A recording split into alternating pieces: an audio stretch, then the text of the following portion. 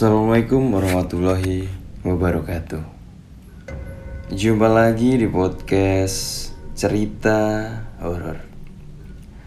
Pada kesempatan video kali ini, saya akan meneruskan cerita sorop dari Simple Man.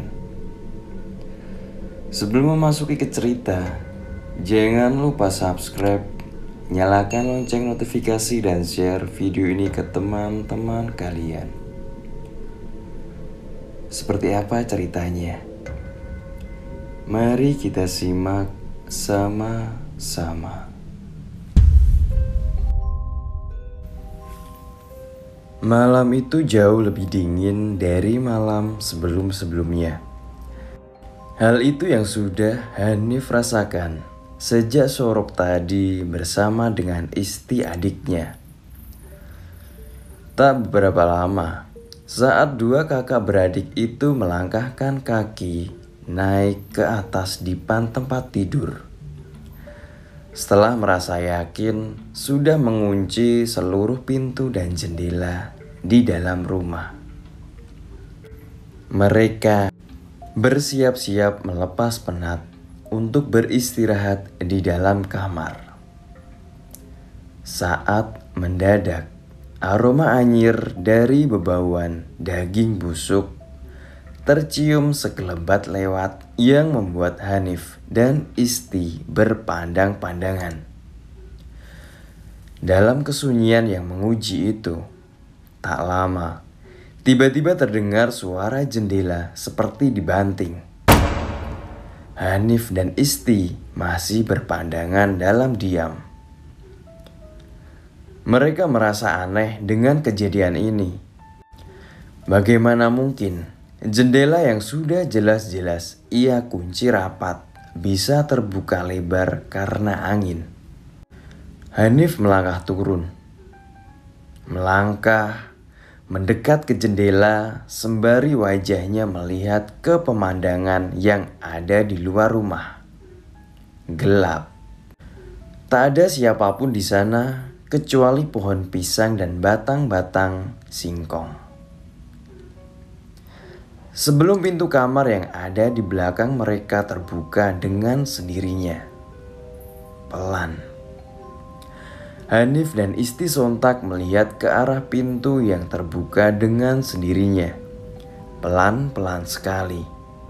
Membuat kakak beradik itu seperti patung. Ketika mereka terjebak di dalam keheningan ruangan yang tiba-tiba terasa anyep. Hanif melihat sosok hitam berjalan masuk ke kamar mereka. Hanif bergerak mendekati Isti, adiknya, yang juga terpaku sama seperti dirinya. Ia langsung memeluknya, merasakan tubuhnya gemetar hebat saat sosok hitam itu perlahan-lahan menampakkan wujudnya. Kulit kurus kering dengan perut sedikit buncit. Garis wajah hingga batok kepalanya. Sosok itu tak lain dan tak bukan adalah Pak D.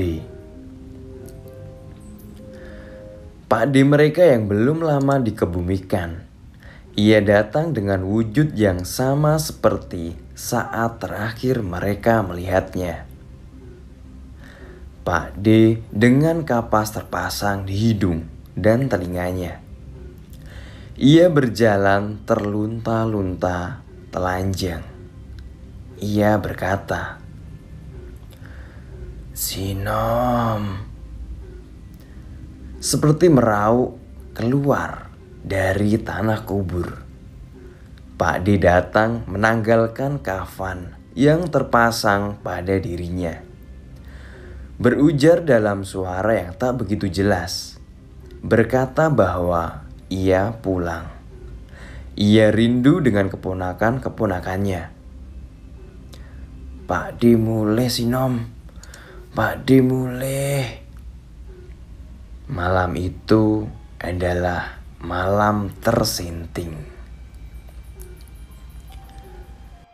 Saya duduk untuk menyesap segelas air putih sembari mendengar beliau. Ada banyak pertanyaan di kepala saya. Mulai dari apakah yang datang benar-benar Pak D mereka dan apa hubungannya dengan dosa orang tua yang sebelumnya disebut. Hanif melihat ke arah saya, kemudian berdiri mengajak ke salah satu kamar, tepat di samping lorong. Saat pintu yang digembok itu dibuka oleh Mbah Hanif, saat itulah pertanyaan-pertanyaan yang ada di kepala saya tak lagi ada. Mbah Hanif kembali menutup pintu, lalu menceritakan apa yang terjadi saat malam kedatangan Pak D mereka. Hanif dan Isti seperti tersirap, tak bisa berteriak meminta tolong, apalagi berlari pergi. Wajah lelaki itu sayu dengan warna kulit kekuningan pucat. Mereka tersudut di ujung dipan, terpisahkan dengan tirai. Saat makhluk penyerupa itu duduk, lalu merintih seperti orang pesakitan. Dari pintu kamar yang sudah terbuka, Hanif dan Isti bisa melihat lalu lalang ramai. Sesuatu melewatinya, termasuk sosok nenek tua berpunggung bungkuk. Mereka seperti terang-terangan menunjukkan eksistensinya. Termasuk wanita bergaun putih yang biasa duduk di ruang tengah pun hadir. Kehadiran Pak D yang ganjil seperti menyemarakkan kehadiran mereka semua yang menghuni di dalam rumah. Dalam detak jantung yang berdebar kencang itulah, sosok Pak D menoleh melihat ke mata Hanif dan Isti. Ia seperti ingin berbicara dengan gigi yang sudah menguning, air liurnya menetes. Tangannya yang dingin membelai kulit pipi mereka dalam ketakutan yang tak tertahankan. Hanif hanya bisa mendengar Pak D menyebut-nyebut nama Bude. Pak D tidak pernah memanggil Bude dengan nama itu. Namun, entah kenapa, ia seperti ingin menyampaikan sesuatu. Awal dari semua ini. Setelah dirasa selesai menyampaikan semua, sosok yang ada di hadapan Hanif dan Isti terduduk bertekuk lutut di lantai, menarik-narik rambutnya sembari mencoba berdiri. Apa yang ia lakukan persis seperti kebiasaan Pak D dulu saat dalam kondisi cemas. Ia meninggalkan kamar, berjalan menuju tempatnya biasa menghabiskan waktu sendiri. Kamar yang dilarang. Hanif dan Isti gemetar tak bisa tidur, bahkan saat pagi datang menjelang. Pagi-pagi buta, Hanif menuju rumah Pak Haji menyampaikan apa yang ia lihat. Sesuatu yang membuat lelaki tua itu sedikit tak percaya. Bersama dengan warga yang dikumpulkan, semua bergerak menuju makam desa. Membongkar makam itu saat matahari belum muncul. Tepat saat kayu-kayu di dalam makam disingkirkan, Pak Haji dan Hanif bisa melihat Pak D di dalam sana, membiru dengan kain kafan masih terpasang. Setelah kejadian itu, Hanif merasa bahwa ia tak sekalipun berbohong. Sosok yang ia lihat datang dan saat ini menetap di dalam kamar adalah beliau yang sekarang terbujur kaku di dalam tanah itu. Pak Haji hanya sesekali menepuk bahu Hanif. Ia meminta perempuan itu lebih sabar. Hanif melangkah pulang. Tak dilihatnya Isti dimanapun di dalam rumah ini. Saat Hanif berjalan melewati pintu kamar Pak D, ia mendengar sosok itu sedang bersenandung. Seperti dulu saat ia masih hidup. Pak D gemar bersenandung di depan burung-burung peliharaannya. Hanif memilih untuk menjauhi kamar kosong itu. Hal ini terus terjadi. Setiap malam hari, ia akan mendengar atau melihat Pak D lalu lalang keluar masuk kamar miliknya. Meski sudah dikunci atau dijarik dengan gembok, sosok ini juga membuat Isti tak betah ada di rumah. Ia sudah meminta tolong sanak saudara, namun mereka seperti tak ingin terlibat meski ditutupi dengan kalimat bahwa Hanif dan Isti sedang banyak pikiran. Saudara saja tidak mau membantu, apalagi tetangga rumah. Setiap azan berkumandang, semua pintu rumah tiba-tiba saja tertutup rapat. Seolah-olah menjadi rahasia umum bahwa rumah Hanif sedang didayoi oleh sosok tamu yang tak mau mati. Kini dua kakak beradik itu perlahan-lahan mulai menerima takdirnya.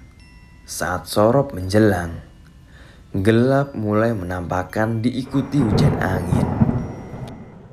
Hanif baru saja sampai rumah selepas kerja ikut saudara. Namun, ada yang aneh pada rumahnya sore ini. Lampu belum juga dinyalakan. Perlahan-lahan, dengan pertanyaan di dalam benak, Hanif melangkah masuk seorang diri. Saat ia mendapati surat di atas meja bahwa Isti tak akan pulang malam ini, ia akan menginap di rumah teman. Hanif menutup pintu rumah, berjalan menuju lorong rumah. Matanya menatap sekilas kamar kosong itu sebelum bergegas menuju ke dapur. Saat di dapur itu, ia teringat dengan sosok Budi. Ia pernah dipukuli, dijambak, sampai dirajam dengan butir beras. Di tempat ini, lalu apa hubungannya? Apa hubungannya dengan semua ini? Budi seringkali puas. Ia tak pernah menyentuh nasi yang ada di meja makan saat mereka dulu terpaksa tinggal bersama. Begitupun juga dengan Pak D. Setiap tangannya menyentuh makanan yang tersaji, wajah Budi akan menunjukkan raut marah. Membuat lelaki itu menciut sebelum kembali ke kamarnya. Hanif melangkahkan kakinya masuk ke dalam kamar orang tuanya dulu. Ia menyibak kain-kain yang tersemat di lemari-lemari tua, berharap bisa menemukan sesuatu yang bisa mencerahkannya. Ia pindahkan benda-benda usang itu, membongkar satu persatu perabotan berdebu. Ia ingat pernah mendengar bahwa Pak D telat menikah. Ia menikah saat usianya sudah menginjak 59 tahun. Ia bertemu Bude saat sedang mengantar barang ekspedisi. Bila dipikir-pikir lagi, tak ada yang tahu siapa sebenarnya Bude. Saat mengobrak-abrik satu persatu barang peninggalan orang tua, Hanif mendengar langkah kaki di belakangnya. Hanif menghentikan sejenak aktivitasnya memandang ke sekeliling. Lalu kembali pada sisi lain lemari. Bayangan-bayangan itu seperti sengaja lewat lagi. Rumah ini sejak awal memang ganjil. Tiba-tiba Hanif mengingat kata-kata itu. Tak seharusnya sebuah rumah dibangun dengan satu lorong dapur ke ruang tamu dalam posisi lurus. Lalu kecintaan Bude dengan rumah ini juga terasa ganjil.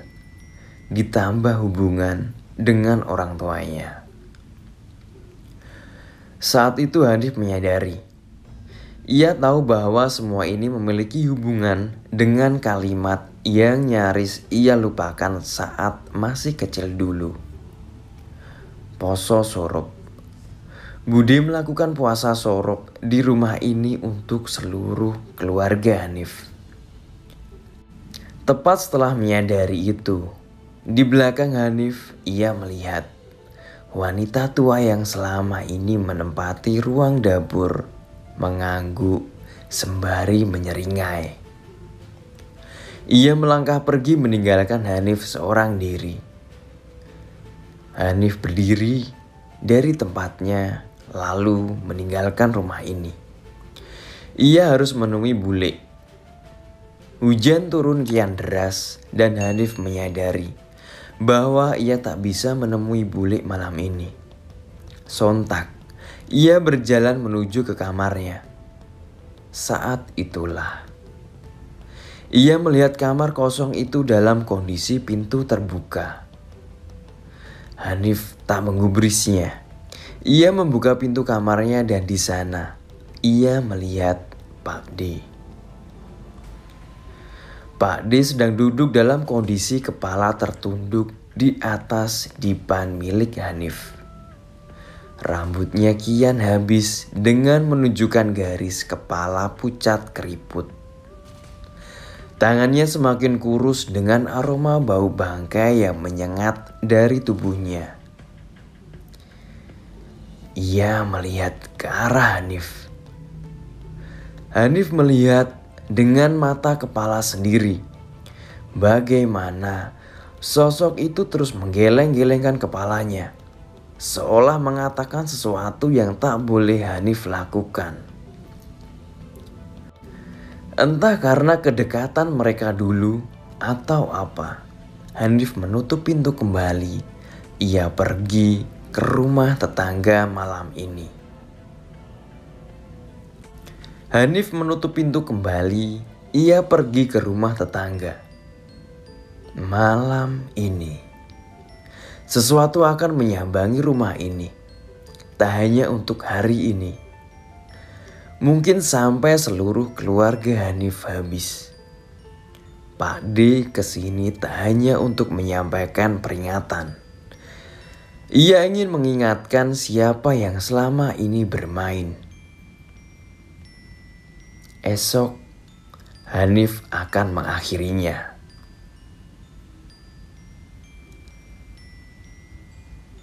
Sekian cerita sorop kali ini. Kita lanjut minggu depan. Jangan lupa subscribe, nyalakan lonceng notifikasi dan share video ini ke teman-teman kalian. Sekian dari saya. Wassalamualaikum warahmatullahi wabarakatuh.